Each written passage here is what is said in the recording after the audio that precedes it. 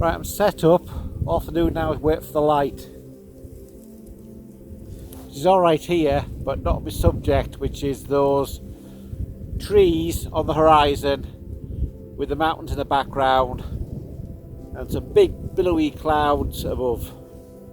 Well, the light's happening now, so I better take a shot.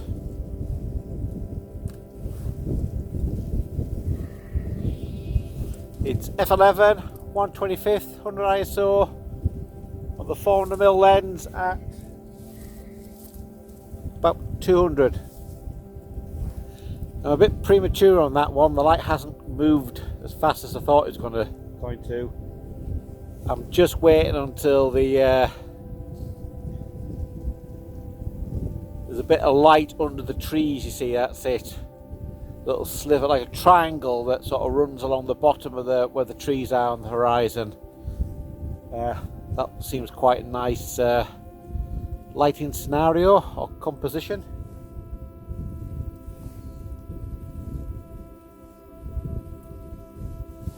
Can't see what I'm doing here. The sun's too bright. There you have it.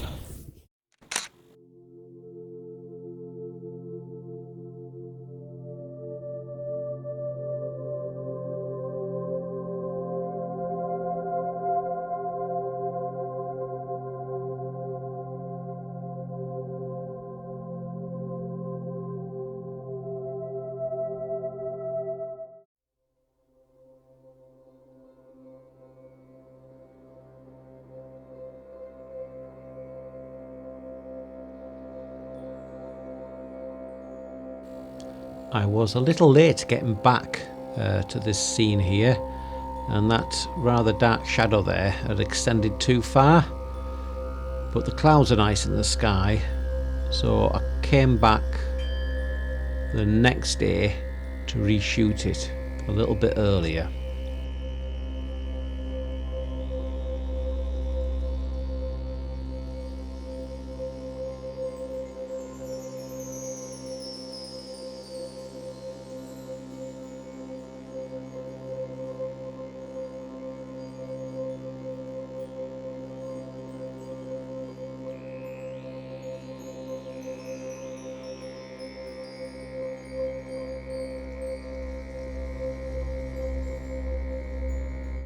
Well, what I'm photographing is that shadow on there.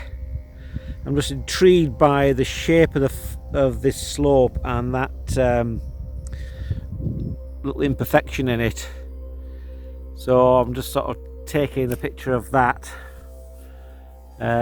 with the barn, what I call it, sort of in on the left hand side to sort of balance the little divot or whatever you're going to call it out of the slope. It's just the light that's playing on this that's making it interesting, otherwise it'd be just a boring boring shot. It probably still is a boring shot, but I think this what makes this part of the Eden Valley sort of special. It's this rolling, sensual sort of landscape. Because the soil is really sandy, it doesn't sort of like maintain any hard edges, and over the years with grazing and ploughing, it's just smoothed it down to this these sexy curves. Well, see what you think.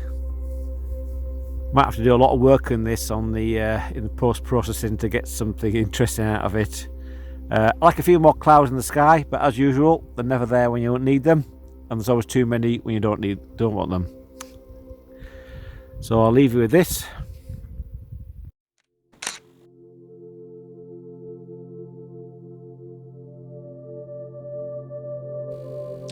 Well, I took the clouds from the previous day's photograph and stuck them on this one. It sort of worked, but I think the light needed to be a bit more golden, so I converted to black and white, which was a bit more successful. I'm quite pleased with this. So it's really the light that sort of like makes this scene, not anything else. Well, I can't remember how I actually did it. It was a combination of two different versions, one for the sky and one for the bottom, channel mixers, luminosity masks, and a bit of dodging and burning to retain the detail in the dark shadow.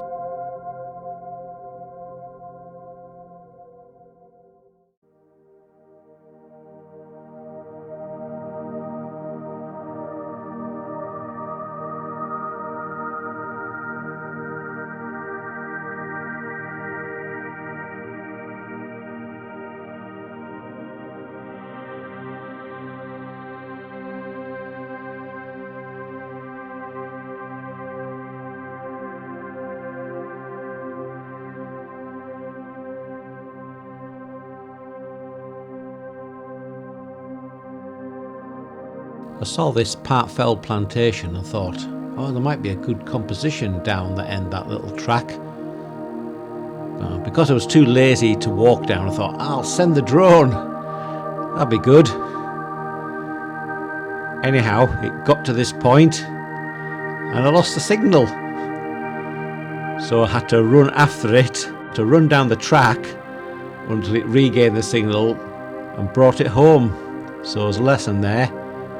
Don't ignore the weak signal warning.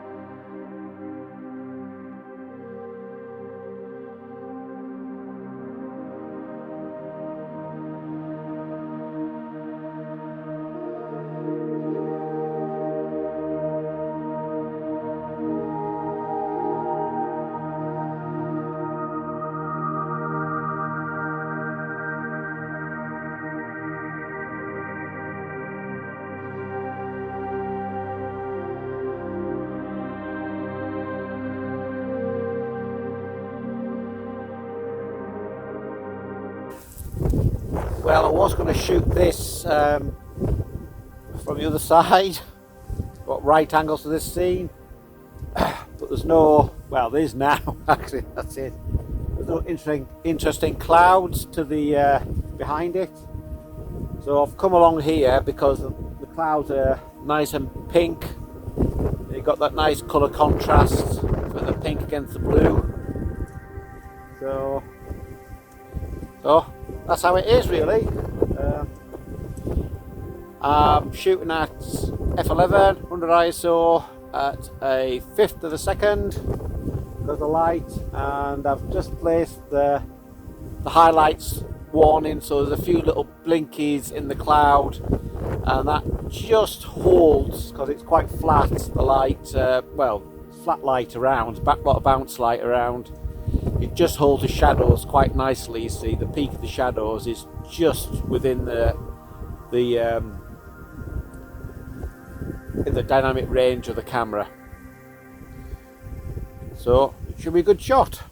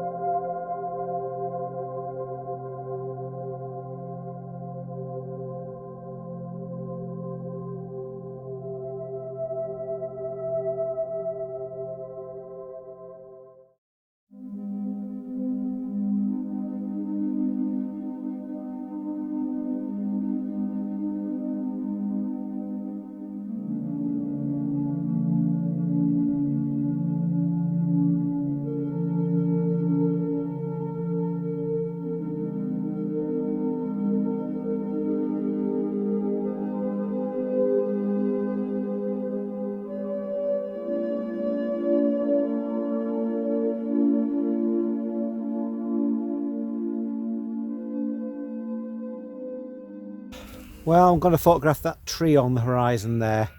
Just a tight shot in on that pine. Is it pine? I think it's a larch. And hopefully the clouds behind it will pick up the colour of the setting sun. So it's really a silhouette shot. Yeah, no, it's amazing. I can't find anything else. It's a nice place to be, the Eden Valley, but it's hard to photograph. So I'll just get on with it. I'll try 20th f11 100 ISO. Focus on the tree. See there, it's blown that bit. So 25th, a bit faster. There we are, it's all in the gamut now. So there you have it. I've set it at 5,500 Kelvin, just so I know how warm it was. That's sort of like around about daylight settings on the camera. And all I have to do now is wait for the colour and adjust the exposure accordingly. You may hear the farmer in the distance shouting at his dog. It's not behaving itself. Well, I've had to reposition myself because the cloud that's behind the tree is slowly moving over to the east. So I went down the road a little bit, a little further, just to get the cloud further into the frame. And hopefully it won't move too much as the sun's setting. Well, it's going pink now, I better get going. Same thing, check my exposure. Well, check my focusing first. Back button focus, focus on the branches. Then just exposure. Right at 15th now. Right, try a bit extra. 13th. That's a few highlight warnings, so that's not very good. So 15th it is now. Now I'll just wait and see what happens. Well, that's how it goes. I'm hoping this cloud doesn't move across too fast. Otherwise the composition will be ruined. Well, it's got a bit pink now. You probably can't see it on the it's probably blown out. So I'll take a few shots now. Try it at 13th again. See, that's held it now. That means the light's dropped a quarter of a stop in such a short time. That's probably my long lens photography. I point things out. Just little postage stamps in the frame. So you've had huge mountains like in the Rockies or Himalayas or in Europe. There's huge vistas to show you, but all I've got is a tree in a field on a grassy hill. Go. The cloud's gone a bit more blue now because the light's dropping and all the sunlight's gone off all the trees. Oh, there must be some cloud over the horizon masking it. So I'll take another shot. Well, I might have to wait until the transition in the sky, I think, where it's blue at the top and it's sort of pinky down below.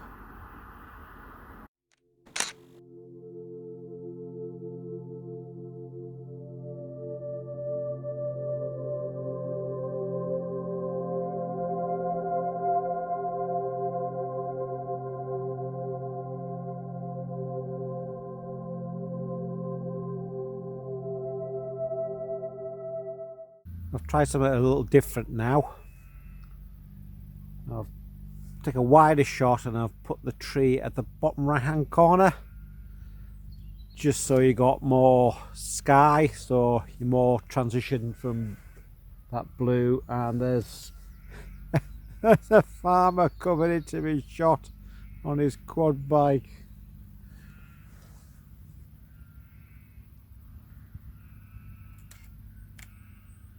That'll be blurred. Oh, it's gone now. Thank God for that.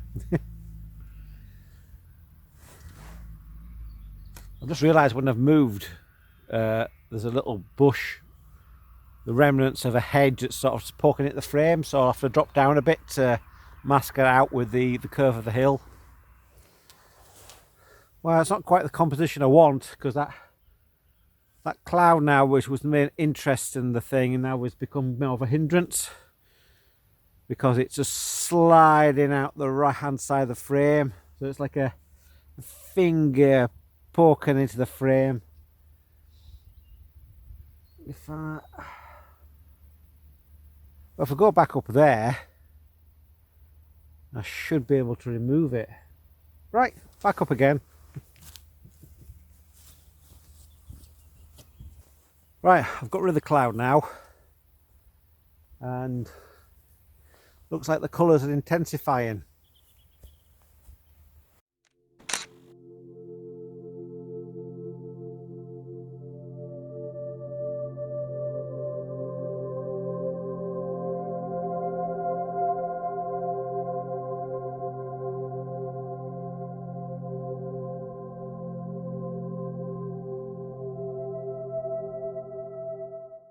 That's the end of this day.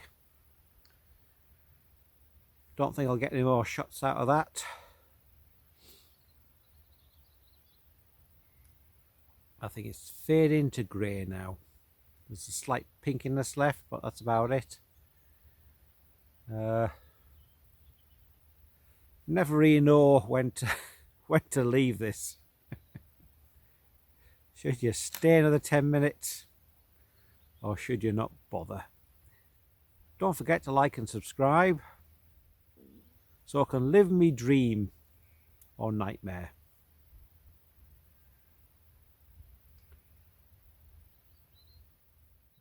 Oh.